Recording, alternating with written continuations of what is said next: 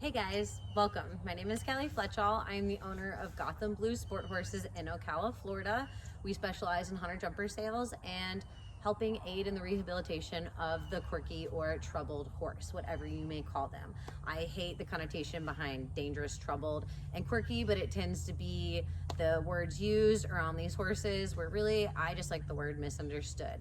These horses are usually a product of their environment. We usually have created the problems whether we know them or not, and it is our job to solve the problems that we have created. This is Cruiser. This is the man of the hour. This will be part one of episode one of a not sure how many part series yet. We're gonna go all the way to the end until we feel like he is happy in his environment, and hopefully it will be a fun journey that we all can learn on. Cruiser is a 10-year-old warm blood. He's about 17 hands tall. He is a gelding. He's owned by a client of mine. She was told that he was broke out at the age of 3 and then left in a field until the age of 7 when she purchased him. Now she is a fabulous rider, fabulous trainer, fabulous horsewoman, not a mean bone in her body. This horse has a forever home with her no matter the outcome, which of course we always hope for a good outcome, but she has done everything right by this horse, right? She has found his niche. She has allowed him to have fun even when he is struggling, and she has done everything that she can to be a support person in his life. Now, there are pros and cons of that, right? So when I got this horse in, he was great with her. You know, I watched her work with him a little bit, and he was absolutely fabulous and comfortable in the environment with her. And then when you bring one more person in it, when I took her out and I came into that environment, he immediately fell apart. So he has proved to us, not only with humans and with horses, that he bonds extremely fast. So his owner is his mom. He is extremely bonded to her, but he has also proved based on her first ride in the arena in a lesson on this property that bond doesn't hold so true when there are external factors. Her first ride on this property, in the arena, she fell off, and that is because this horse just got overwhelmed with everything going on around him, and he could no longer check in with her and pay attention to what his job was. So that is what we are working on today. I've been working with him for a couple days now, and we've noticed some changes in his behavior over the past couple days. When he first came here, he was out in a herd, a big herd up top with multiple run-in sheds, tons and tons of room, very passive horses in that field, all turned out 24/7, and he was doing great at first, right? Not the top of the herd, not the bottom of the herd, wasn't getting beat up, wasn't beating on anybody. But then as we started to pull him out daily and work with him, it's like we peeled the layers of the onion and we made him a little bit raw.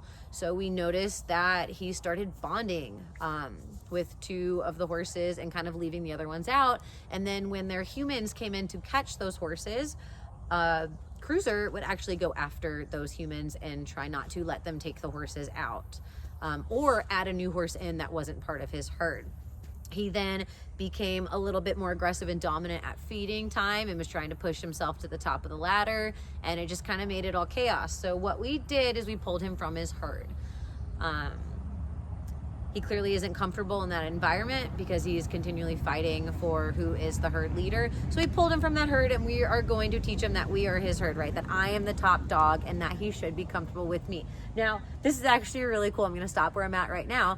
This horse has not come up to me like this in a session. The fact that he's doing this after just a couple days is absolutely amazing, right? I have not had this horse come up to me and just stand with me. I actually have walked into this round pen, and after even just standing here, not even with a flag in my hand, he was running around me for 5 or 6 minutes, and I was unable to catch him after. I just had to sit here and wait until he tired himself out, and then I was able to go put a halter over his head and call it a day and put him away. So the fact that I have this and he's standing with me shows that we are already kind of getting through to him.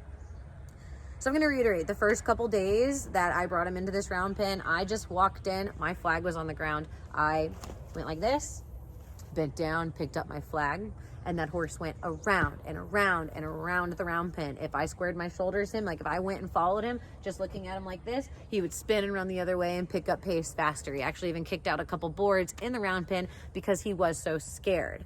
I'm starting to see a lot of changes in him, which is fabulous. He needs to know that I'm not the enemy, right? This is not a weapon. This flag is not a weapon. This is an extension of my arm. I'm never, ever going to hit him with it. I'm never going to use it with extreme force. It is just an extension of my aid. This is like a spur or a whip. I'm not going to use it excessively, okay? This is just a little bit of added pressure. So we are going to start our session, and we are just going to see what I can get out of him today. Like I said before, the fact that he is up here and actually came to me and chose to spend time with me instead of leaving and running away like he typically does is amazing, and actually shows that we are on the right path. You can see this droopy lip, which I did not have at all this past week. He has relaxed ears. Yes, they might look pinned to some. Let me bring the camera over there so you can see his ears, right? Those are not pinned ears. Those are relaxed ears. Actually, a lot of people, if you can look at his feet, he doesn't have a leg cocked. A lot of people are actually confused about the idea of a leg cock. Just because their leg is rested doesn't actually mean they are relaxed and rested, okay? That is one thing I want everybody to know. A horse with a leg cocked can be just as ready to kick and just as ready to leave as a horse with all 4 feet planted on the ground. Look at this cute little lip, this cute little droopy lip behind me, right? So you can see that he's breathing hard. I just want to point out that I brought a tripod into here today. That is new. I brought the tripod in. He did run around for 3 or 4 minutes, and I just let him in here alone with the tripod, and now clearly he's accepting of that tripod and is okay with that. So I'm going to turn this video off, and I'm going to get set up, and hopefully we can show you guys a few things today. Thank you. Start by putting a little bit of pressure, not even on him, but just in the round pin. So I'm just going to start waving this flag. I'm going to go to the middle of the ring and start waving this flag.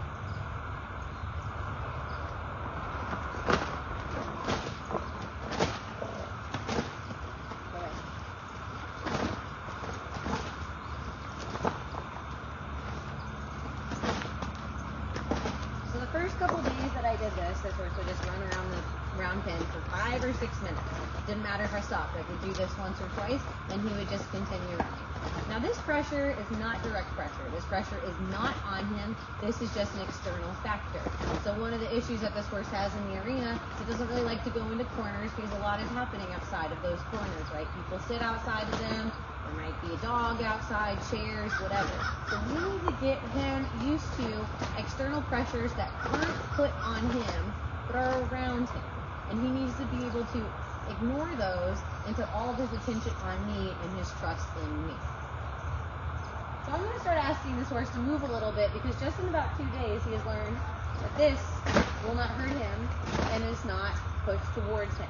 Right now you can see he's not exactly relaxed. His head is pretty high. He does have an ear on me. He's a slightly droopy lip, but he has a little bit of a worried look. The cool thing about this horse is he has tons of expression, and he will show you exactly how he feels at all times. So I'm just going to put light pressure on him, and I'm going to ask him to change direction.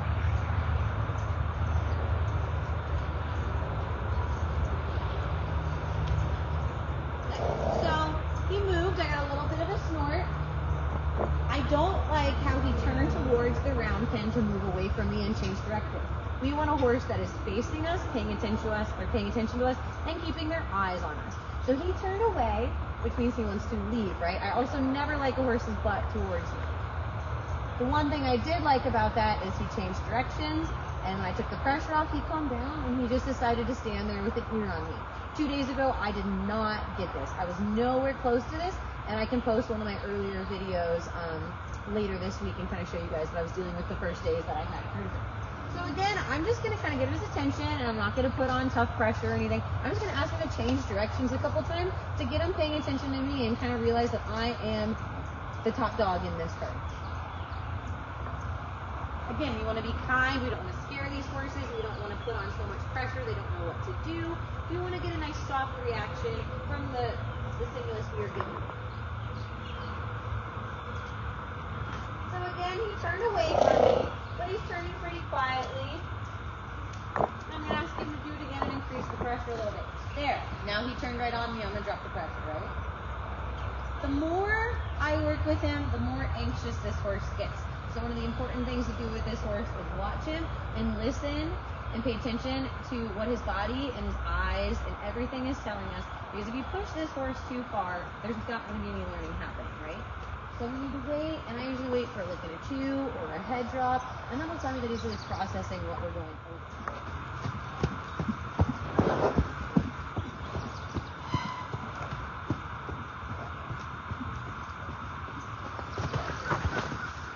We don't want reactions like that. He goes around trotting, doesn't take a breath, doesn't relax, and then I come up with very light pressure, and he spins right towards the round pin, almost running himself in it. We want a calm, cool, and collected reaction out of him. Now, when I do this with a line, sure, it may be more easily achievable. I can kind of mechanically help him out a little bit, changing directions, but I want him to be able to be free and learn that he is okay by himself, right? I can always step in and help him out at any time, but one thing that this horse does not have is he does not have trust in himself, right? We're getting some good idea that he needs to change directions as I approach him, right? There. So I got a little bit of good and a little bit of bad there. What he did right there is he did turn towards me, but then he trotted off, right? The second he turns toward me and faces his head or his shoulders toward me and relaxes, I need to drop all my pressure, right? Because that is good. That is praising him for doing what we want. We want this horse to feel comfortable. We want him to feel like he can face me and look at me, and that kind of pressure isn't too much. But right now, that is clearly too much for him to handle, right? He doesn't feel safe with me. He doesn't feel like he can face me and stop and just be in my presence. I'm just going to keep asking like very basic changes of direction. You know, some of these horses have lunged and lunged and lunged to death their entire lives. So if I just let the horse go around in circle after circle after circle, chasing it with this whip, it's no different than lunging him, right? He doesn't know.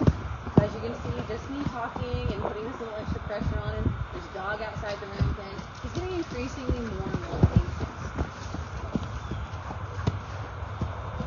A happy, calm, self-assured horse will just be standing here hanging out, maybe eating some grass, you know, keeping their eye on me.